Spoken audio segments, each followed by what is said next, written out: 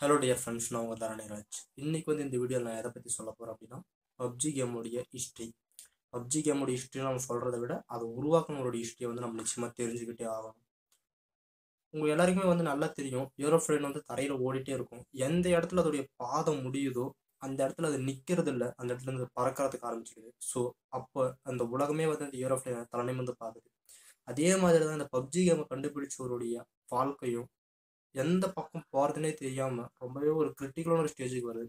அவருடைய மனைவி அவரை விட்டுட்டு போயிடுறாங்க. அவருடைய வேலை அவருக்கு இல்லாமல் போயிடுது. அவருடைய குடும்பம் அவர்கிட்ட இல்லை. அவருக்குன்னு தங்கறதுக்கு வீடு இல்லை. எதுவுமே இல்லாத வெறுங்கையில் நின்ன அந்த நேரத்துல அவர் இந்த பப்ஜி கேம் உருவாக்குறாரு. ஸோ அவரை பத்தி நம்ம நிச்சயமா நம்ம எல்லாருமே தெரிஞ்சுக்கிட்டே ஆகணும். அவர் ஒரு மிகப்பெரிய ஒரு மோட்டிவேஷன் பர்சனா இன்னைக்கு உலகத்துல இருக்காரு.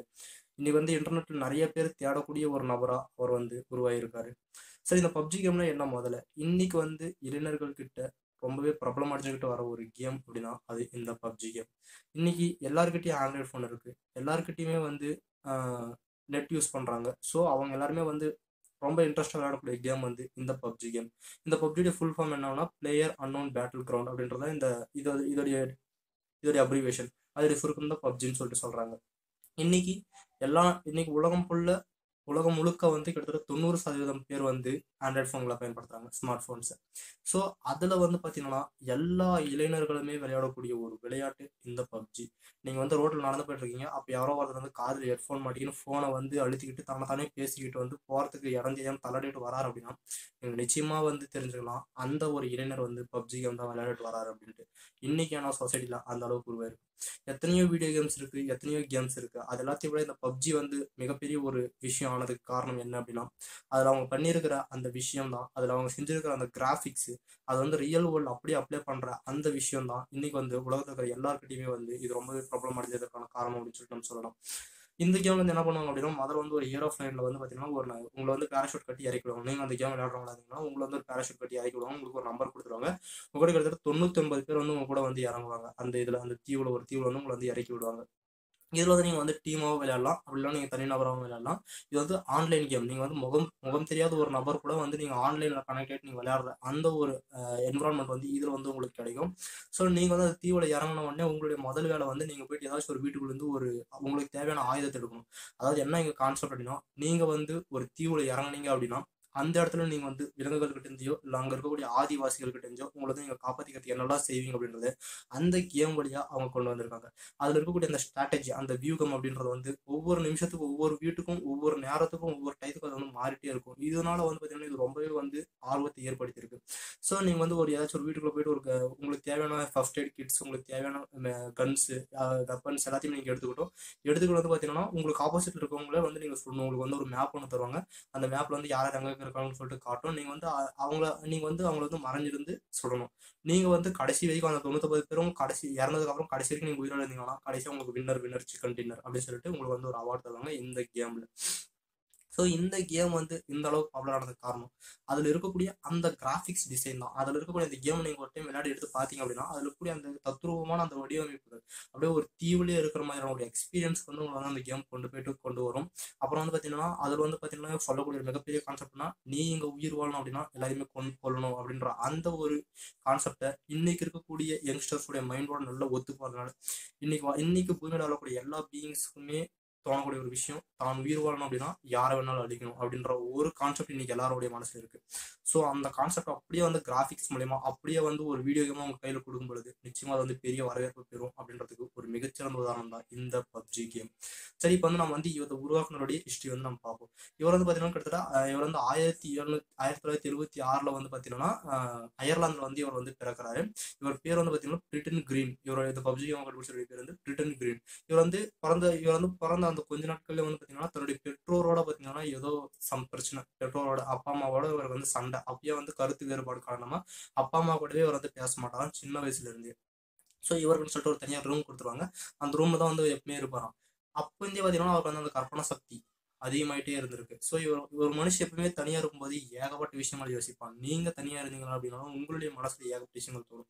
இவர் வந்து பார்த்தீங்கன்னா சின்ன வயசுல இருந்தே தனிமையில் விடப்பட்டிருக்காரு. ஸோ அந்த நேரத்துல வந்து இவருடைய மனசுல பயங்கரமான கற்பனை சக்திகள் எதை பத்தியும் கற்பனை பண்ணிக்கிறார். இவருக்கும் தனியாக ஒரு உலகத்தை உருவாக்கிட்டு அந்த உலகத்துக்குள்ள வாழ்ந்துட்டு இருக்காரு. அதான் அந்த கற்பனை உலகம். ஸோ அப்படி வந்து வாழ்ந்துட்டு இருக்காரு இவர். தன்னுடைய பள்ளி படிப்பை முடிக்கிறாரு. தன்னுடைய பள்ளி படிப்பை முடிச்சு அவர் தேர்ந்தெடுத்த அடுத்த துறை தான் இந்த பப்ஜி கேம் உருவாக்குறதுக்கு ஒரு மிகப்பெரிய ஒரு பேஸ் மட்டமா இருந்துச்சு. என்ன அப்படின்னா இவர் வந்து தன்னுடைய பள்ளி படிப்பு முடிச்ச உடனே ஒரு தேர்ந்தெடுத்த துறை வந்து பார்த்தீங்கன்னா புகைப்படத்துறை. இவர் வந்து பார்த்தீங்கன்னா நிறைய போட்டோகிராஃப்ஸ் எடுக்கிறார். அனிமல்ஸ், பேர்ட்ஸ், ஃப்ளவர்ஸ், ட்ரீஸ் எல்லாத்தையும் வந்து போட்டோகிராஃப் எடுக்கிறாரு.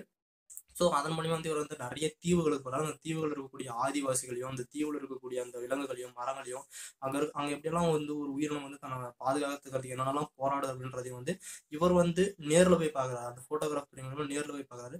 இதனால இவருடைய கற்பனை சக்தி இன்னும் அதிகமாயிடுச்சு. இந்த பிரிட்டன் கிரீனுடைய கற்பனை சக்தி இன்னும் வந்து அதிகமாகிறதுக்கு இது ஒரு வாய்ப்பாக அமைஞ்சிச்சு. ஸோ அந்த போட்டோகிராஃப் துறையிலே வந்து தன்னுடைய நாலேஜ் வந்து இவர் கொஞ்சம் அதிகமாக வளர்த்துக்கிறாரு. ஸோ இந்த ஸ்டேஜ்ல வந்து பார்த்தீங்கன்னா எல்லாருக்கும் வர மாதிரி இவருக்கும் வந்து ஒரு லவ் வருது. இவர் லவ் பண்ணி அந்த அந்த லவரோடய இவருக்கு வந்து மேரேஜ் ஆகுது. மேரேஜ் ஆனதுக்கப்புறம் அவரும் அவருடைய மனைவி வந்து பிரேசிலுக்கு போறாங்க. அயர்லாந்துல இருந்து பிரேசிலுக்கு போறாங்க. பிரேசில்ல வந்து அவருக்கு தனக்கு வந்து அந்த புகைப்படத்துறையில அந்த திறமை இருந்ததுனால அவருக்கு வந்து அந்த பிரேசிலே அவருக்கு வந்து அதே வேலை கிடைக்குது. ஸோ அங்கேயும் வந்து தன்னுடைய வேலையை வந்து அவர் கண்டினியூ பண்றாரு. இப்படியே கொஞ்ச நாள் போயிட்டு இருக்கிற இந்த காலகட்டத்தில் பார்த்தீங்கன்னா திடீர்னு வந்து ஏதோ ஒரு சூழ்நிலை காரணமா இவர் வந்து கேம்ல வந்து அடிக்ட் ஆகுறாரு. நாம வந்து ஏதாச்சும் ஒரு கேம் உருவாக்கணும், அந்த கேம்ல என்னதான் இருக்கு, அதாவது இத்தனை நாளா தன் மனசுல வச்சுட்டு இருந்த அந்த கற்பனை சக்திகள் எல்லாத்தையுமே வந்து அவர் வந்து வெளிக்கொண்டுறதுக்கு ஆரம்பிக்கிறாரு. கேம் விளையாடுறதுக்கு ஆரம்பிக்கிறாரு. ஸோ ஒரு குறிப்பிட்ட காலகட்டத்தில் வந்து பார்த்தீங்கன்னா முழுக்க முழுக்க வந்து கேம்லேயே முழிக்கிறாரு. ஏதாச்சும் ஒன்று பண்ணணும் கேம்ல அப்படின்னு சொல்லிட்டு கேம் விளையாடுறது, கேம் பத்தி யோசிக்கிறது அப்படின்னு சொல்லிட்டு அதுலயே முழிக்கிறாரு. இந்த சூழ்நிலையில அவருடைய மனைவி அவர் விட்டு போயிட்டாங்க. ஏன்னா அவருக்கு வந்து இவர் கேம்லேயே முழுகிற அந்த காரணத்தினால அவருக்கு வந்து அந்த போட்டோகிராஃப் துறையில வந்து வேலை இல்லாமல் போயிடுச்சு. அவர் வந்து வேலையை விட்டு அனுப்பிட்டாங்க. வேலை இல்லாதனால அவங்க குடும்பம் வந்து ரொம்ப கஷ்டத்துல இருக்கு. சாப்பாட்டுக்கே வழி இல்லை, தங்கறதுக்கு இடம் இல்லை. ஸோ இந்த சூழ்நிலை அவங்க மனைவியும் அவர் விட்டு போயிட்டாங்க. ஸோ இப்ப யாருமே இல்லாத ஒரு அனாதையா அவர் நிக்கிறாரு. ஸோ இந்த நேரத்துல வந்து பாத்தீங்கன்னா அடுத்து வந்து அவர் என்ன பண்ண அவர் வந்து இந்த நேரத்துல வந்து பாத்தீங்கன்னா அவர் வந்து அதை நினைச்சு உடஞ்சு போகல. சரி தன்கிட்ட திறமையை வந்து வெளிக்கொண்டு வரலாம் அப்படின்னு சொல்லிட்டு முயற்சி செய்யறாரு. இப்ப வந்து அவர் வந்து முழுக்க முழுக்க தனிமையில இருக்காரு. அப்பா அம்மாவும் இல்லை, தன்னுடைய மனைவியும் இல்லை, தன்னுடைய சொந்தங்கள் யாருமே இல்லை. தனியா ஒரு ரூம், இருட்டான ஒரு ரூம், அதுக்குள்ள தனியா ஒரு ஆள், தனியா அவர்கிட்ட ஒரு ஃபோன், ஒரு லேப்டாப், இது மட்டும் தான் அவர்கிட்ட இருக்கு. ஸோ இந்த நேரத்துல வந்து தன்னுடைய திறமையை வந்து அவர் வெளிக்கொண்டு வரதுக்கு ஆரம்பிக்கிறாரு. தன்னுடைய கற்பனை சக்தி இன்னும் அதிகப்படுத்துறாரு. இப்போ வந்து அவர் முழுக்க முழுக்க தனிமையில இருக்கிற காரணத்தினால இன்னும் அவருடைய கற்பனை சக்தி அதிகமாகுது. அது இந்த போட்டோகிராஃபி எக்ஸ்பீரியன்ஸ், அதுக்கப்புறம் தன்னுடைய வாழ்க்கையில் நடந்த சம்பவங்கள் எல்லாத்தையுமே வச்சு அவருடைய கற்பனை சக்தி இன்னும் அவர் வந்து அதிகப்படுத்துறாரு. ஸோ இந்த மாதிரி நேரத்துல வந்து பாத்தீங்கன்னா அவர் வந்து ஸ்டார்டிங் வந்து பாத்தீங்கன்னா சின்ன சின்ன கேம்ஸ் வந்து உருவாக்குறதுக்கு ஆரம்பிக்கிறாரு. உருவாக்கிட்டு வந்து பாத்தீங்கன்னா அவர் வந்து பாத்தீங்கன்னா ஃப்ரீயா வந்து பப்ளிஷ் பண்றாரு. இன்டர்நெட்ல வந்து ஃப்ரீயா பப்ளிஷ் பண்றாரு.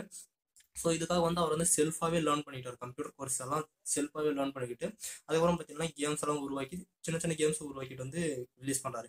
ஸோ அவருடைய இந்த கேமிங் நாலேஜை பார்த்து வியந்து போன ஒரு துறை தான் சோனி. இந்த நிறுவனம் வந்து பார்த்தீங்கன்னா அவரை கூப்பிட்டு வந்து வேலைக்கு அமர்த்துறாங்க. நீங்கள் வந்து எங்களுடைய நிறுவனத்தில் வந்து வேலை பாருங்க அப்படின்னு சொல்லிட்டு வேலைக்கு அமர்த்துறாங்க. ஸோ அந்த இடத்துல ஏதோ அவருக்கு வந்து ஒரு பிரச்சனை ஆகுது. ஸோ அதனால அந்த நிறுவனத்திலையும் அவர் வேலை பார்க்கல, அங்கேருந்து அவர் கிளம்பிடுறாரு. ஸோ இதுக்கப்புறம் பார்த்தீங்கன்னா இப்போ வந்து பார்த்தீங்கன்னா அவர்கிட்ட இருக்கிற ஒரே திறமை அந்த கேமிங் நாலேஜ் மட்டும்தான். ஸோ அதை மட்டும் வச்சுட்டு அவர் வந்து இந்த உலகத்துல வந்து வாழ்ந்துருக்காரு தனியா. ஸோ இந்த நேரத்துலதான் இருட்டுல கிடைக்கிற ஒரு சின்ன வெளிச்சம் மாதிரி அவருக்கு உதவுன ஒரு நண்பர் தென்கொரியாவை சேர்ந்தவர், சாரி தெற்கு கொரியாவை சேர்ந்தவர். அவர் வந்து பாத்தீங்கன்னா ஜான் கிங் ரோன் அப்படின்ற அந்த நபர் வந்து இவருக்கு வந்து ஃப்ரெண்டா கிடைக்கிறாரு. இவர் வந்து பாத்தீங்கன்னா அந்த கொரியாவில் வந்து பாத்தீங்கன்னா ஒரு கேம் சென்டர் வச்சு நடத்திட்டு வர ஒரு ஆள், கேம் நிறுவனம் வந்து நடத்திட்டு வர ஒரு ஆள் இந்த ஜான் ஹான் கிங் அப்படின்றவர். இவர் வந்து பாத்தீங்கன்னா இவருடைய உதவி வந்து இவருக்கு கிடைக்குது. இப்போ என்ன பண்றாங்க அப்படின்னா 2 பேர் வந்து கொரியா போறாங்க. அவர் வந்து இவருடைய கேமிங் நாலேஜை பார்த்து வந்து வியந்துட்டு இருக்காரு. ஸோ இவரை உருவாக்கின அந்த கேம்ஸ் எல்லாத்தையும் வந்து ஒரு இன்டர்நெட்ல வந்து பார்த்துருக்காரு. ஸோ அதனால வந்து அவர் வந்து அவருடைய கேம் வந்து கூட்டிட்டு போறாரு. ஸோ இப்போ 2 பேரும் டிஸ்கஸ் பண்றாங்க. நாம வந்து இத்தனை நாள் நான் வந்து இந்த விஷயத்தெல்லாம் நான் கத்துக்கிட்டேன் அப்படின்னு சொல்லிட்டு அவர்கிட்ட ஷேர் பண்ணிக்கிறாரு. ஸோ அதை வந்து நம்ம ஒரு கேமா உருவாக்கலாம் அப்படின்னு சொல்லிட்டு 2 பேரும் பேசிக்கிறாங்க. அதுக்காக அவங்க ஃபிக்ஸ் பண்ண டைம் 1 வருஷம். அந்த கேம் தான் பப்ஜி. ஸோ 1 வருஷம் வந்து அவங்க விடாமுயற்சி செஞ்சு ஒரு கேம் உருவாக்குறாங்க. கிட்டத்தட்ட அதுக்கு வந்து 35 பேர் வந்து அந்த நிறுவனத்துல வந்து வேலை செஞ்சிருக்காங்க. இவரு, அதுக்கப்புறம் பார்த்தீங்கன்னா அவருடைய ஃப்ரெண்டு, அதுக்கப்புறம் இன்னும் ஒரு 35 பேர் மொத்தமா சேர்ந்து 1 வருஷத்துல ஒரு கேம் உருவாக்கி முடிக்கிறாங்க. அதுதான் பப்ஜி கேம். ஸோ இன்னைக்கு உலகத்துல இருக்கக்கூடிய எல்லா இளைஞர்களையுமே ரொம்பவே கவர்ந்திருத்த, அதிக நேரம் இணையத்தில் செலவழிக்கக்கூடிய நேரமா பாத்தீங்கன்னா இந்த பப்ஜி கேம் உருவாயிட்டு நிக்குது. இன்னைக்கு வந்து நீங்க கொஞ்சம் திங்க் பண்ணி பாருங்களேன். அந்த நேரத்துல வந்து அவர் தனிமையா அந்த நேரத்துல அவர் ஏதாச்சும் தப்பான முடிவு எடுக்கணும்னு சொல்லிட்டு எடுத்திருந்தாரு அப்படின்னா நீங்க கொஞ்சம் நம்மளா தான் அதான் செஞ்சிருந்திருப்போம். நம்மளுடைய மனைவி இல்லை, வேலை இல்லை, இருக்கிறதுக்கு இடம் இல்லை, சாப்பிட்றதுக்கு சாப்பாடு இல்லை, எதுவுமே இல்லை அப்படின்றப்ப நம்ம நிச்சயமா தப்பான முடிவு எடுத்திருப்போம். ஆனா அந்த நேரத்துல இவர் தனக்குள்ள இருக்கிற திறமையை உணர்ந்த காரணத்தினால இன்னைக்கு உலகத்துடைய மிகப்பெரிய ஒரு ஆளா, மிகப்பெரிய ஒரு கோடீஸ்வரனா இன்னைக்கு அவரு மாறிட்டாரு.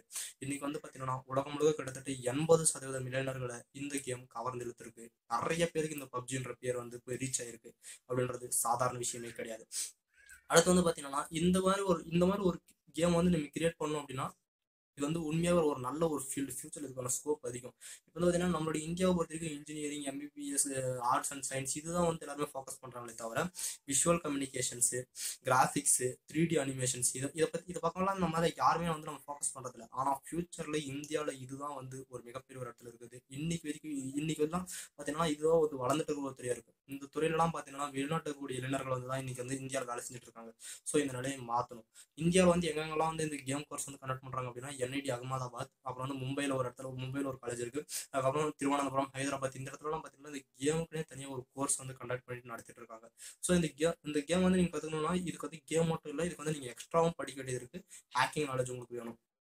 எதுக்கு ஹேக்கிங் நாலேஜ்னா நீங்கள் வந்து ஒரு கேமை உருவாக்குறீங்க அப்படின்னா உருவாக்கி நீங்கள் ப்ளே ஸ்டோரில் வந்து பப்ளிஷ் பண்ணுறீங்க அப்படின்னா உங்களுடைய இது மாதிரியே ஒருத்தர் வந்து யாராச்சும் ஹேக் பண்ணி காப்பி எடுக்க முடியும். ஸோ நீங்கள் வந்து எத்திக்கல் ஹேக்கிங் நிச்சயமாக தெரிஞ்சிருக்கணும். எத்திக்கல் ஹேக்கிங் அப்படின்றது வந்து என்ன அப்படின்னா ஒரு நீங்கள் ஏதாச்சும் வந்து பப்ளிஷ் பண்ண டேட்டா வந்து மற்றவங்க திருடுறதுக்கு எந்தெந்த வகையிலலாம் சாத்தியக்கூறு இருக்கு அப்படின்னு சொல்லிட்டு அனலைஸ் பண்ணி அந்த சாத்தியக்கூறை பிளாக் பண்ணுறது தான் எத்திக்கல் ஹேக்கிங். ஸோ இந்த எத்திக்கல் ஹேக்கிங் நிச்சயமாக நீங்கள் தெரிஞ்சிருக்கணும். அதுக்கப்புறம் எப்படி அனிமேஷன் பண்ணுறது, எப்படி வந்து விஷுவல் கம்யூனிகேஷன்ஸ் இதெல்லாமே உங்களுக்கு தெரிஞ்சிருக்கணும்.